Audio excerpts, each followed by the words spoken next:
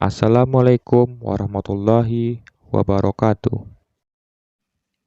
Di video ini, kita akan khusus membahas soal-soal TIU kemampuan verbal tentang penalaran logis yang sering salah dan keliru dalam menjawabnya.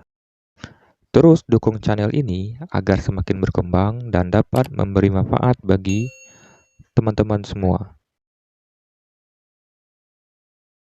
Di video ini, soal verbal yang kita bahas khusus yang berbentuk implikasi atau pernyataan bersyarat, dilambangkan atau dinotasikan dengan jika P maka Q. Tanda panah ini adalah simbol untuk pernyataan yang berbentuk jika maka.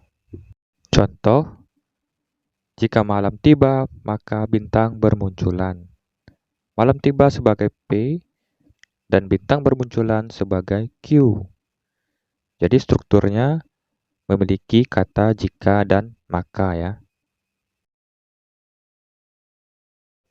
Soal pertama, ingkaran dari jika bensin habis maka mesin tidak hidup adalah terlihat bahwa bensin habis adalah P, mesin tidak hidup adalah Q, maka sesuai aturannya P dan negasi Q berarti bensin habis dan mesin hidup. Pilihannya adalah D. Soal kedua, kita mencari pernyataan yang senilai. Aturannya, jika P maka Q senilai dengan negasi Q maka negasi P. Langsung kita tukarkan posisinya dan sanggah menjadi jika sambal tidak habis maka saya tidak lapar. Nah, opsi D. Soal ketiga, jika hujan turun maka pakaian lembab. Ternyata hujan turun. Terlihat hujan turun ini adalah syarat ya atau sebab, dan pakaian lembab adalah akibatnya. Karena syaratnya terpenuhi, maka akibatnya juga terpenuhi ya.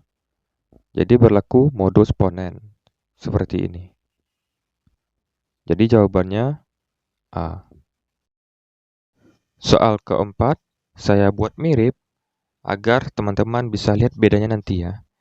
Nah, kita lihat, jika hujan turun maka pakaian lembab. Ternyata hujan tidak turun. Apa kesimpulannya? Nah, ini kalau teman-teman menjawab pakaian tidak lembab, teman-teman akan salah ya. Jadi, kita lihat aturannya. Ada modus ponen, modus tolen, modus silogisme. Soal ini membentuk simbol jika P maka Q, kemudian negasi P. Nah, ini tidak ada satupun yang cocok ya. Maka jawabannya adalah E, tidak dapat disimpulkan. Soal kelima, jika listrik padam, maka AC mati. Ternyata AC tidak mati. Nah, ini kita susun membentuk jika P maka Q, negasi Q. Nah, ini persis seperti modus tolen atau disanggah saja langsung. Dengan kata lain, listriknya tidak padam. Jawabannya A. Soal keenam. Jika listrik padam, maka AC mati. Ternyata AC mati. Ini membentuk simbol jika P maka Q, kemudian Q.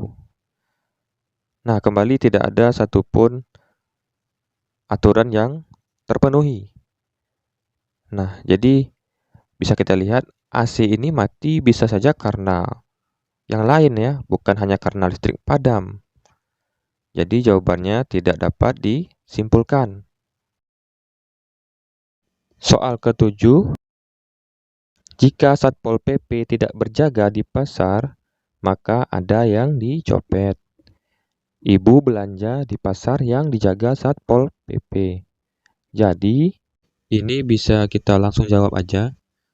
Si ibu tidak belanja di tempat yang dipersyaratkan. Jadi kita tidak tahu apakah ibu itu nanti akan dicopet maupun tidak. Jadi tidak dapat disimpulkan ya. Soal ke-8.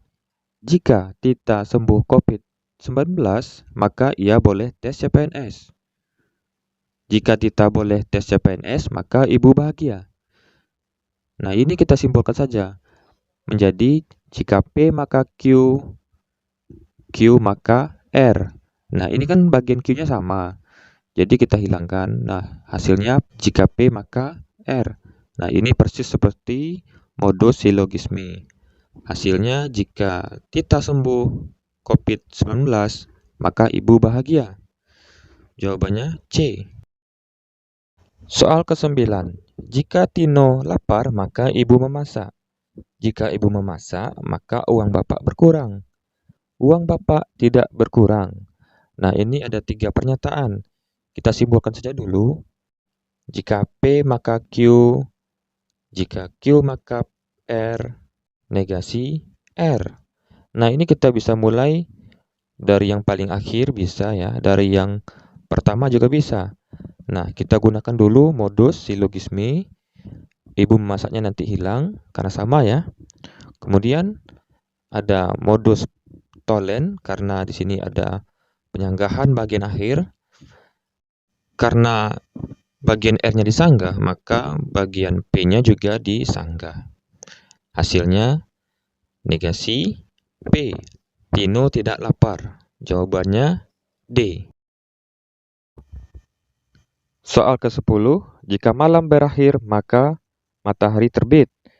Jika matahari terbit, maka bintang tidak kelihatan. Malam belum berakhir. Nah, ini kita simpulkan saja ya. Jika P maka Q, jika Q maka R, negasi P. Pertama, kita gunakan modus silogisme. Q-nya hilang menjadi jika P maka R. Kemudian ada negasi P.